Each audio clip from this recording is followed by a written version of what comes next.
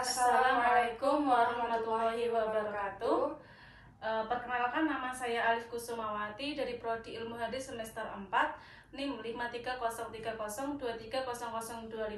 Kami di sini untuk mengerjakan tugas UAS kami yang bertema kritik matan dan hadis. Silakan Mbak Isti.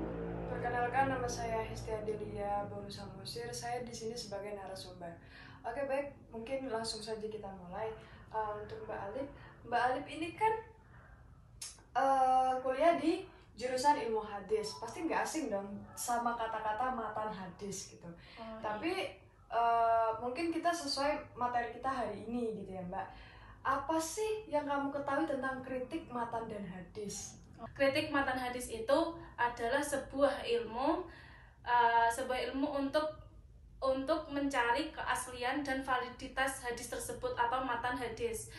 Matan hadis adalah segala sesuatu yang disandarkan kepada Nabi, seperti perkataan dan perbuatan yang disandarkan kepada Nabi. Jadi kritik matan hadis tersebut adalah memastikan bahwa hadis tersebut benar-benar dari Nabi, benar-benar itu asli dan sahih, seperti itu Mbak Isti.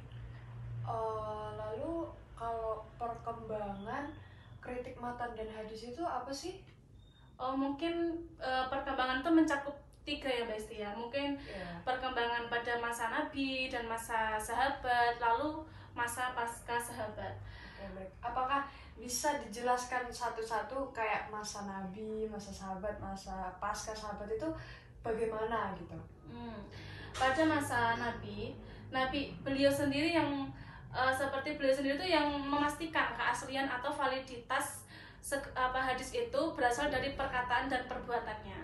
Sedangkan pada masa sahabat itu kan sahabat itu hidup pada masa Nabi. Jadi jelas-jelas sahabat itu sendiri melihat Nabi itu melakukan itu sendiri. Jadi jelas-jelas kalau pada masa sahabat itu hadis itu tersebut sahih ya, jadi nggak perlu diragukan lagi. Sedangkan pada pasca sahabat itu kan sudah banyak ulama-ulama yang muncul pas itu.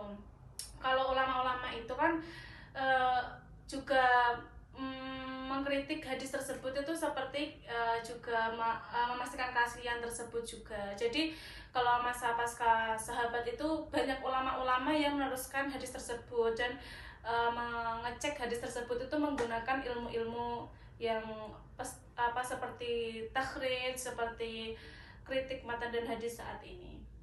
Pertanyaan selanjutnya ya, standar yang disepakati dalam kritik matan dan hadis itu apa aja ya?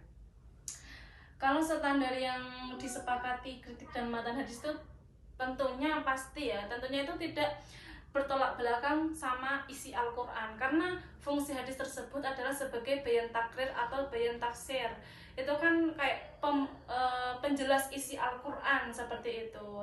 Terus kan juga syaratnya itu pasti dari Nabi. Kalau kita urutkan itu tidak terputus-putus gitu Mbak Esti. Jadi sanad itu benar-benar dari Nabi, nggak terputus, intinya seperti itu Mbak Esti. Terus selanjutnya ya, Oke. Standar yang masih diperselisihkan dalam kritik matan dan hadis itu apa aja sih Mbak Alif?